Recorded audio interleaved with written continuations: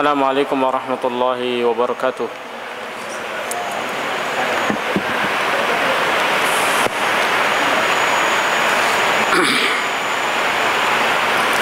Innal hamdalillah nahmaduhu wa nasta'inuhu wa nastaghfiruh wa na'udzu billahi min shururi anfusina wa min sayyiati a'malina.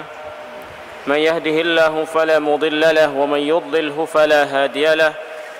أشهد أن لا إله إلا الله وأشهد أن محمدا عبده ورسوله يا أيها الذين آمنوا اتقوا الله حق تقاته ولا تموتن إلا وأنتم مسلمون يا أيها الناس اتقوا ربكم الذي خلقكم من نفس واحدة وخلق منها زوجها وبث منهما رجالا كثيرا ونساء واتقوا الله الذي تساءلون به والأرحام إن الله كان عليكم رقيبا يا أيها الذين آمنوا اتقوا الله وقولوا قولا سديدا يصلح لكم أعمالكم ويغفر لكم ذنوبكم ومن يطع الله ورسوله فقد فاز فوزا عظيما أما بعد رب اشرح لي صدري ويسر لي أمري واحلل عقدة من لساني يفقهوا قولي.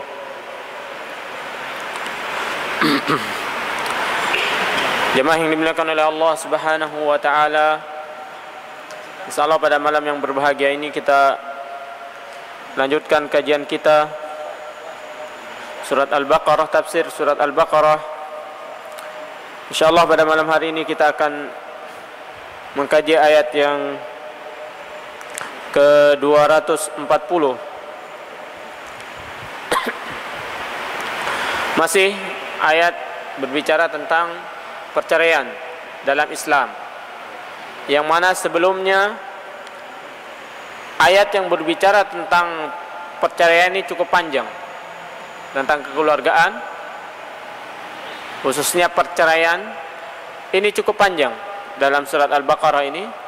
Kemudian Allah Subhanahu wa taala menyelingi dengan ayat yang berkaitan tentang salat. Sedikit di sini kita mendengarkan komentar dari Muhammad Abduh kaitannya tentang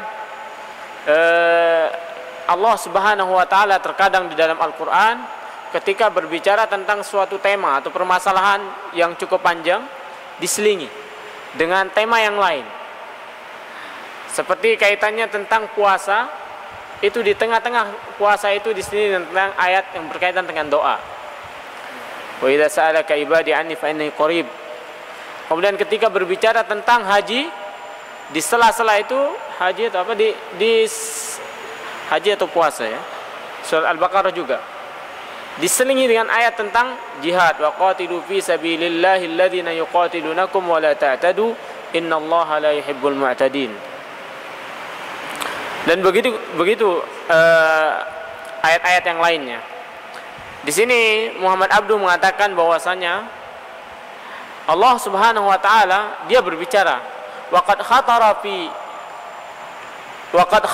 li wajhun akhar. Jadi terlintas dalam benak saya, katanya Muhammad Abduh ini, ada wajhun akhar, sesuatu yang berbeda, yang lain, selain yang diungkapkan oleh beberapa ulama tafsir, bahwasanya orang yang mudawama ala shalah ini, orang yang menjaga salat ini adalah orang-orang yang mampu untuk menjauhkan diri dari larangan Allah, dan orang-orang yang mampu untuk mempraktekkan hukum Allah Subhanahu wa taala. Inilah orang-orang yang senantiasa mudawamah dalam salat. Itulah orang-orang yang tidak akan melampaui apa yang telah Allah gariskan, bataskan. Artinya tidak melampaui larangan Allah Subhanahu wa taala. Tapi Muhammad Abduh mengatakan di sini ada sesuatu yang beda, yang terlintas dalam benak saya dari apa yang telah diungkapkan oleh para mufassir. Dia mengatakan bahwasanya ini uslub adalah uslub yang uslub al-khas, al-uslub al-khas lil Quran. Jadi ini merupakan uslub yang khusus bagi Al-Quran. Allah Subhanahu wa taala kadang mencampur satu tema, beberapa tema dalam satu bahasan. Kata Muhammad Abdul di sini, ini bertujuan, jadi kadang permasalahan akidah diselingi dengan permasalahan muamalah, kadang masalah puasa diselingi dengan masalah jihad. Di sini misalnya masalah permasalahan kaitan dengan tolak diselingi dengan permasalahan salat. Katanya Muhammad Abdul di sini, ini semua bertujuan untuk menghilangkan kebosanan. Jadi rasa bosan ketika tema itu tok panjang, terkadang sedikit ada rasa bosan, jenuh. Nafyus sa'amah, untuk menghilangkan rasa bosan, jenuh ini, yang bagi orang yang membacanya atau yang mendengarkannya, yang menyimak. Jadi ini salah satu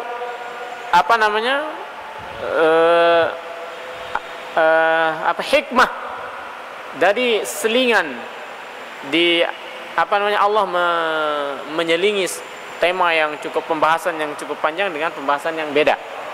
Jadi untuk pertama itu untuk menghilangkan rasa bosan, kemudian yang kedua katanya tajdid an-nasyat, supaya nasyat, semangat, memperbaharui semangat, terus semangat ketika membaca dan menyimak Al-Quran.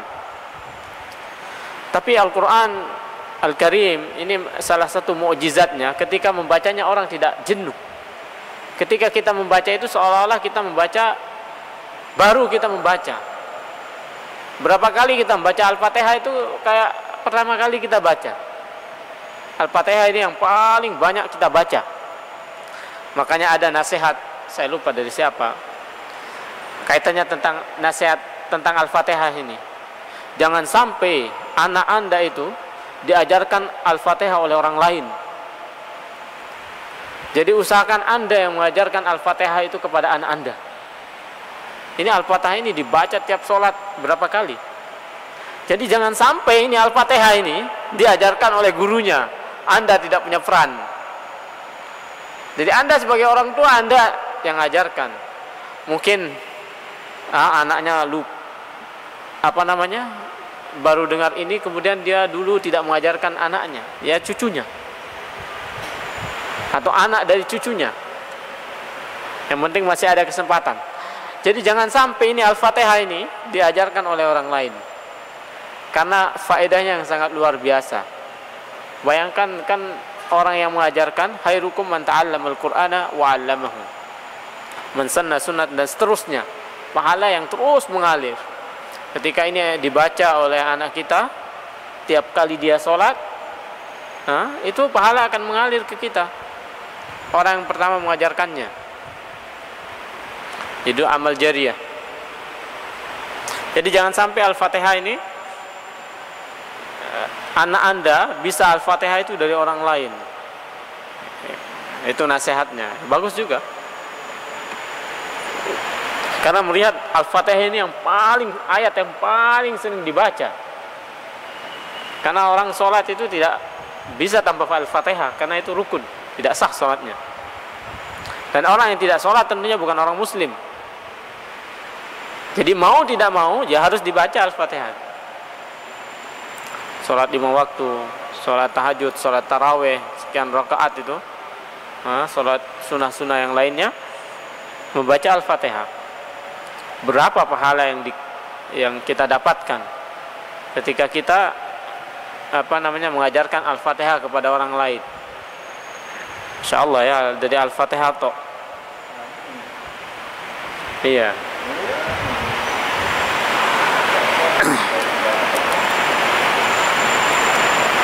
Baik, kita kembali ke, jadi itu salah satu beberapa hikmah dari selingan Allah Subhanahu wa taala dalam pembahasan yang cukup panjang, tema yang panjang.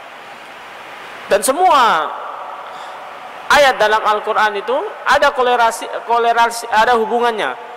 Satu ayat dengan ayat yang lain, satu surat dengan surat yang lain, pasti ada hubungannya. Ada kitab tafsir yang berbicara tentang korelasi khusus, namanya Nazmud Durar. Ini berbicara tentang korelasi, hubungan antara satu surat dengan surat yang lain. Misalnya Al-Fatihah dengan Al-Baqarah, apa hubungannya? Kemudian Al-Baqarah dengan Ali Imran. Kalau Al-Baqarah dengan Ali Imran jelas ya, Zahrawan. Kemudian An-Nisa dan Ali Imran. Kemudian kaitannya dengan ayat di dalam surat itu, ayat yang pertama, kemudian ayat yang kedua, akhir dengan awal, apa hubungannya? Kemudian penutup ayat dengan tema yang dibahas dalam ayat itu, apa hubungannya? Akhir ayat, tiap-tiap akhir ayat itu pasti ada hubungannya dengan ayat bahasan dalam ayat itu. Makanya ada anjuran untuk kita perhatikan asrar fi taqibil ayat. Taqib namanya akhir ayat itu, akhir dari ayat. Biasanya ditutup dengan dengan sifat-sifat Allah Subhanahu wa taala. Itu ada asrar, rahasia di situ yang harus direnungi. Biasanya para ustadz atau ulama menganjurkan untuk merenungi asrar yang terdapat atau rahasia yang terdapat dalam akhir ayat. Ada kaitannya. Jadi ada korelasinya. Padahal Al-Quran ini turun munajjaman. Turun itu tidak langsung.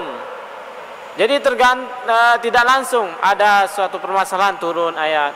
Iqra itu turun pertama kali, kemudian berapa bulan baru turun lanjutannya.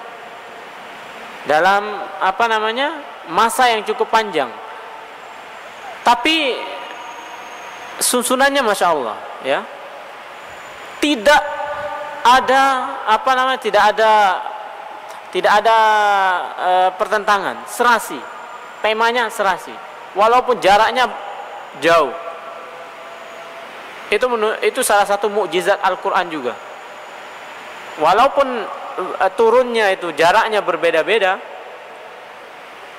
tapi pas, serasi. Satu ayat pertama dengan ayat kedua dengan ayat ketiga, dan seterusnya. Apalagi satu surat dengan surat yang lain yang lebih besar temanya. Ada bahasan juga yang cukup menarik kalau kita ingin mengkaji atau membaca tafsir, itu tafsir maudhu'i. Tafsir maudhu'i kaitannya tafsir tentang tematik. Jadi nanti sang mufassir akan berbicara, ada namanya tafsir maudhu'i surat, tafsir tematik satu surat. Ini surat ini temanya apa? Misalnya surat Al-Kahfi, temanya yang pas buat Al-Kahfi. Nanti di situ diurutkan, dibahas bagaimana surat Al-Kahfi itu sesuai dengan tema itu pas dengan apa yang ada dalam surat Al-Kahfi. Keuntungan tafsir tematik ini lebih mendalam bahasannya dan lebih fokus. Jadi enak. Misalnya tafsir tematik tentang Al-Fil, surat Al-Fil, atau tafsir tematik tentang surat Al-Ikhlas, pendidikan dalam surat Al-Ikhlas misalnya. Ada. Jadi itu bahasannya akan lebih mendalam, lebih luas. Kalau namanya ini tafsir ijmali, jadi secara global. Itu keuntungan dari kelebihan dari tafsir tematik.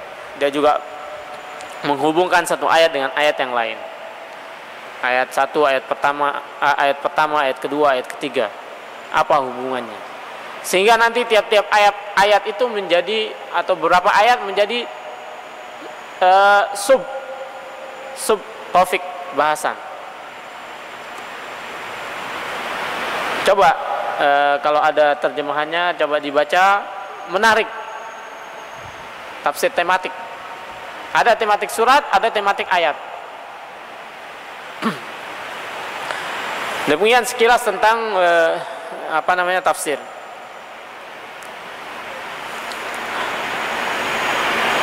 Kita kembali ke kajian kita, surat Al-Baqarah ayat 240. Masih berbicara tentang at-talaq, perceraian. Allah Subhanahu wa taala berfirman, "Walladzina yutawaffawna minkum wa yadharuna azwaja والذين يتوفون منكم ويذرون أزواجا وصية لأزواجهم متاعا إلى الحول غير إخراج فإن خرجن فلا جناح عليكم فيما فعلن في أنفسهن من معروف والله عزيز حكيم وللمطلقات متاع بالمعروف حقا على المتقين كذلك يبين الله لكم آياته لعلكم تعقلون walladzina yutawaffawna minkum, dan orang-orang yang meninggal di antara kalian, wa yadharuna azwaja, dan meninggalkan istri-istri, wasiyatan li azwajihim, hendaklah orang yang meninggal tersebut berwasiat untuk istri-istri mereka, mata'an ilal hauli ghaira ikhraj, jadi untuk memberikan mut'ah, nafkah selama 1 tahun. Selama 1 tahun wasiat untuk supaya pertama memberikan mata, kedua membiarkan istri tinggal di rumah tanpa mengeluarkan istrinya. Artinya menyuruh keluar dari rumah tidak boleh. Ketika meninggal sudah, suamimu sudah meninggal, silakan kamu tinggalkan rumah itu. Diusir oleh keluarga laki-laki, tidak boleh. Walladzina yutawaffawna, ini ayat ini menurut para mufassir adalah ayat yang turun sebelum ayat mawaris, kaitannya tentang warisan, dan ayat yang berkaitan tentang iddah bagi wanita-wanita yang ditinggal oleh suaminya. Kan wanita-wanita yang ditinggal mati oleh suaminya iddahnya selama 4 ashhurin wa ashra, 4 bulan 10 hari 10 malam. Jadi 4 bulan. Ini kok 1 tahun. Jumhur mengatakan bahwasanya ayat ini mansukh. Artinya hukumnya sudah tidak berlaku lagi. Ayat ini turun awal-awal. Ini ayat turun awal-awal karena orang-orang dulu, orang-orang jahiliyah, kalau ditinggal mati, seseorang wanita ditinggal mati, maka dia iddahnya 1 tahun. Ayat ini menurut jumhur, ya, tentu perbedaan yang panjang, kita tidak bahas. Kita ikuti jumhur bahwasanya ayat ini tidak berlaku lagi. Yang berlaku adalah ayat bahwasanya wanita kalau ditinggal mati oleh suaminya maka iddahnya adalah 4 bulan 10 hari. Kemudian kaitannya dengan mut'ah, nafkah yang harus diberikan kepada wanita-wanita yang diceraikan, ditinggal mati ini sudah diganti dengan warisan. Seorang wanita, seorang istri bila ditinggal mati oleh suaminya, dia berhak mendapatkan 1/4 atau 1/8. Walahunna ar-rubu'u mimma taraktum. Surah An-Nisa. Jadi mereka mendapatkan rubu' 1/4 illam yakul lahunna walad. Kalau tidak ada anak. Fa in kana kalau dia punya anak, maka 1/8. Nah, itu sudah pengganti mut'ah, sudah dapat warisan, ditinggal dapat warisan, gak usah ada mut'ah. Jadi ayat ini mansukh. Ini pendapat jumhur, ya, nanti ada pendapat yang lain. Loh, kok ini ngomongnya begini, ini kok lain? Nah, biasa itu dalam ayat-ayat yang memang menuntut seorang yang mengkaji itu untuk berbeda. Menurut jumhur, ayat ini hukum ayat ini tidak berlaku lagi. Bukan ayat tidak berlaku, hukumnya. Nanti ayat tidak berlaku, ayat ini tidak dibaca, dibuang aja. Hukumnya. Mansukh itu artinya tidak dipakai. Seperti misalnya dulu awal-awal Islam, itu orang kaum muslimin diperintahkan untuk sholat ke Baitul Maqdis. Awal-awal kan kiblat kita ke Baitul Maqdis. Kemudian hukum ini dinasakh, dihapus. Umat Islam tidak lagi menghadap Baitul Maqdis, tapi menghadap ke Ka'bah al-Musyarrafah. Nah, ini salah satu contoh namanya nasakh. Jadi al-mansukh, dihapus.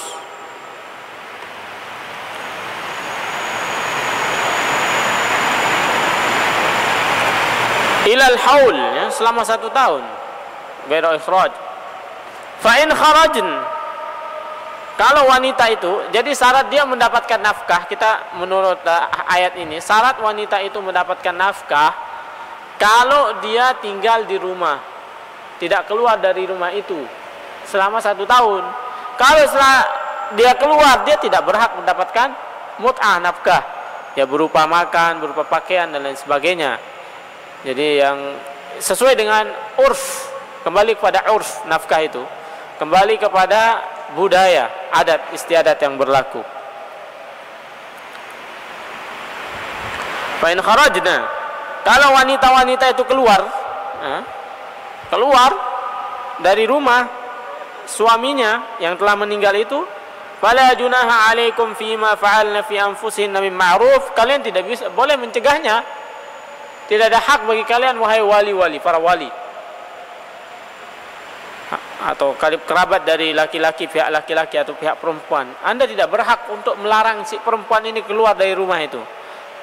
Tapi bukan keluar sebarang keluar keluyuran kemana-mana, bukan. Ada batasannya. Mim ma'ruf, secara ma'ruf, tidak melanggar syariat Allah Subhanahu wa taala. Wallahu azizun hakim. Nah, ini akhir ayat ini namanya ta'qibul ayat. Akhir ayat. Wallahu azizun hakim. Allah Maha perkasa, lagi Maha bijaksana kalau diterjemahkan dalam bahasa Indonesia.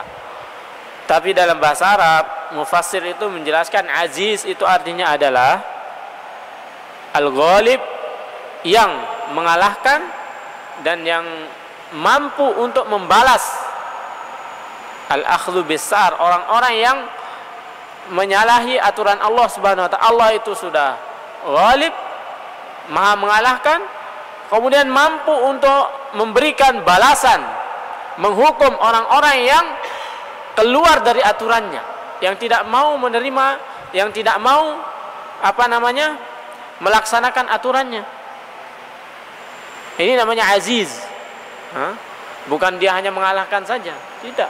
Orang yang lari itu orang yang tidak mau melaksanakan perintahnya, Allah berikan qadir, Maha kuasa untuk memberikan balasan, memberikan hukuman kepada mereka.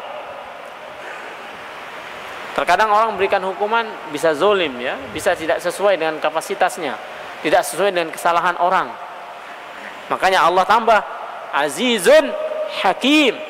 Hakim itu tepat, adil, hakim, bijaksana, sesuai, tidak ada cacat di situ. Makanya azizun hakim. Jadi sempurna Allah. Jadi tidak hanya dia bisa, orang bisa memberikan hukuman tapi kadang zolim, tidak sesuai dengan kesalahan orang. Tapi Allah aziz dan hakim. Ini suatu isyarat bahwasanya supaya kita takut.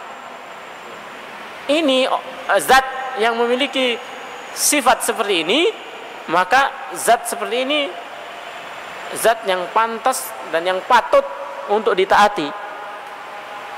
Kalau sekiranya misalnya Anda diperintahkan oleh adik Anda yang kecil, Anda mau taat apa enggak? Enggak mau, karena anak kecil ini tidak punya kuasa.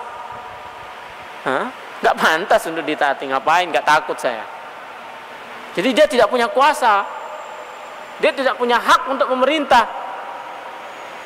Kalau ini zat sesuatu itu memiliki sifat seperti ini, maka zat itu berhak dan pantas untuk ditaati dan untuk ditakuti. Jadi perintahnya itu sangat-sangat pantas dan sangat-sangat harus untuk ditaati, dan larangannya itu sangat harus untuk dijauhi, karena dia tadi sifatnya kuasa untuk memberikan balasan, mengazab orang-orang yang keluar dari aturannya. Makanya ta'qibul ayat itu, akhir ayat itu sangat-sangat dalam maknanya kalau direnungi. Aziz, wallahu azizun hakim. Jadi Allah Maha perkasa lagi Maha bijaksana. Artinya Anda harus taati aturan Allah Subhanahu wa taala yang memiliki sifat aziz hakim. Anda tidak akan rugi, Anda tidak akan kecewa. Tapi kalau Anda menyimpang, hati-hati. Allah Aziz. Allah akan membalas Anda. Allah akan menghukum Anda. Tapi Anda tidak akan dihukum oleh Allah Subhanahu wa taala dengan cara yang zalim. Tidak. Karena Allah Hakim. Walil mutallaqati mata'un bil ma'ruf. Dan bagi wanita-wanita yang diceraikan itu mata' lagi nih, mata'. Mut'ah. Jadi nafkah, pemberian secara ma'ruf, sesuai dengan adat istiadat yang ada.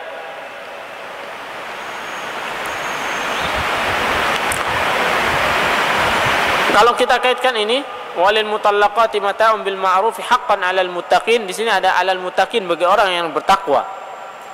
Dalil inilah yang dijadikan oleh para sebagian ulama yang berpendapat bahwasanya nafkah itu wajib.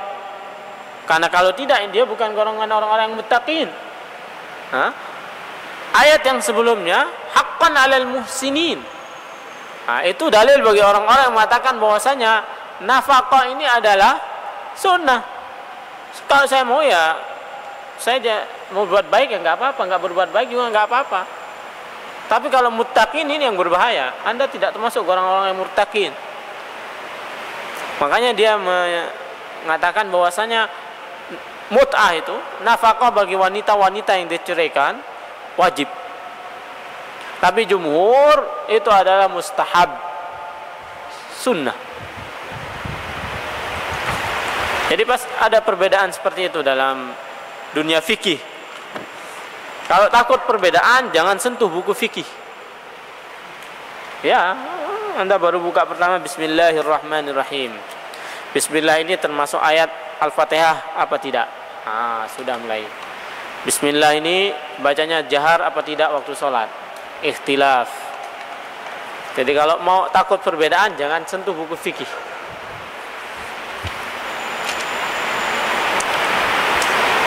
Kadzalika yubayyinullahu lakum ayatihi. Sebelum ini saya bacakan sedikit ahwal al-mutallaqah, keadaan wanita-wanita yang diceraikan itu. Yang pertama, mutallaqah madkhul biha qad furida laha mahar. Jadi wanita yang diceraikan dan sudah digauli dan sudah ditentukan maharnya. Dia berhak mendapatkan mahar full semuanya. Jadi wanita yang sudah digauli dan ketika akad nikah maharnya sudah ditentukan berapa, disebutkan dalam akad, maka wanita seperti ini mendapatkan semua haknya, maharnya. Itu yang pertama. Wanita ghair madkhul biha, seorang wanita dinikahi dan belum digauli dan tidak ditentukan maharnya ketika akad, maka inilah yang mendapatkan namanya mut'ah, nafkah, harta, diberikan harta, sunnah, haqqan 'alal muhsinin. Jadi wanita yang dinikahi dan maharnya belum ditentukan, ini namanya nikah tafwid. Mahar tidak disebutkan, itu boleh ketika akad nikah, tapi harus dibayar, bukan berarti tidak harus dibayar. Nanti ada namanya mahar misil. Mahar misil itu mahar yang ditentukan nanti kadarnya itu menurut mahar saudari-saudarinya atau bibinya. Berapa saudarinya maharnya, itulah maharnya dia nanti. Atau bibinya. Yang penting karib kerabatnya. Itu namanya mahar misil.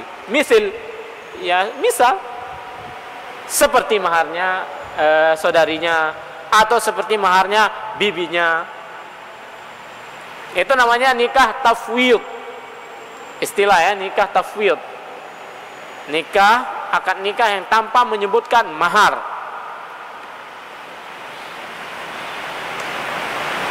Nah, wanita seperti ini tidak digauli, kemudian diceraikan, tidak disebutkan mahar, maka dia diberikan nafkah, mut'ah. Kemudian mutallaqah mafrud biha ghair madkhul biha. Wanita dinikahi, belum digauli, tapi maharnya sudah ditentukan, maka dia mendapatkan setengah dari mahar. Misalnya kalau 1 juta ya dapat 500. Seorang wanita dinikahi, kemudian diceraikan, belum sempat digauli, tapi maharnya sudah ditentukan, maka dia berhak mendapatkan setengah dari mahar itu. Mutallaqah madkhul biha ghaira mafrud biha. Jadi seorang wanita mutallaqah yang sudah digauli, ghair mafrud biha, wanita dinikahi tanpa disebutkan mahar dan sudah digauli, maka dia mendapatkan mahar mithil. Mahar mithil, ya mahar yang saya sebutkan tadi. Nah, ini namanya nikah tafwid. Nikah tanpa menyebutkan mahar. Nikah tanpa menyebutkan mahar, kalau dia sudah menggaulinya, maka dia maharnya nanti sesuai dengan mahar saudari-saudarinya atau bibi-bibinya. Kalau dia dinikahi kemudian diceraikan belum digauli, maka dapat mut'ah. Mut'ah, ya nafkah semampunya, ala kadarnya, sesuai dengan kemampuan laki-laki. Jadi ada 4 jenis atau keadaan wanita-wanita yang diceraikan. Ini gambaran aja ya, mungkin nggak bisa dihafal. Ya, itu sekilas saja. Nanti kalau mau ya dirujuk kembali kepada bukunya, buku fikih. Ya paling tidak ada gambaran. Itulah keadaan wanita yang diceraikan dalam hukum Islam.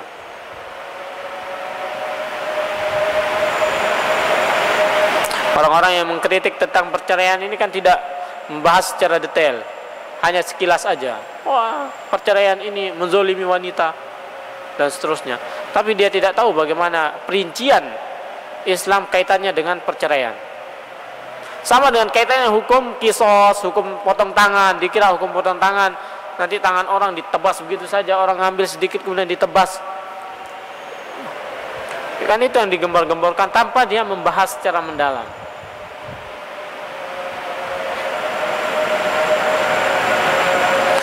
Kadzalika yubayyinullahu lakum ayatihi la'allakum ta'qilun. Demikian Allah Subhanahu wa taala menerangkan kepada kalian ayat-ayatnya supaya kalian berpikir, merenungi ayat-ayat Allah Subhanahu wa taala, hukum-hukum Allah Subhanahu wa taala.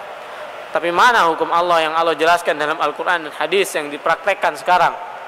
Ada yang dipraktekkan kalau nikah misalnya ya, nikah akadnya sesuai, mahar ya itu. Setelahnya itu ya walimah dan lain sebagainya, bebas sudah, sesuai dengan hawa nafsu, tidak sesuai dengan petunjuk Allah dan Rasulnya.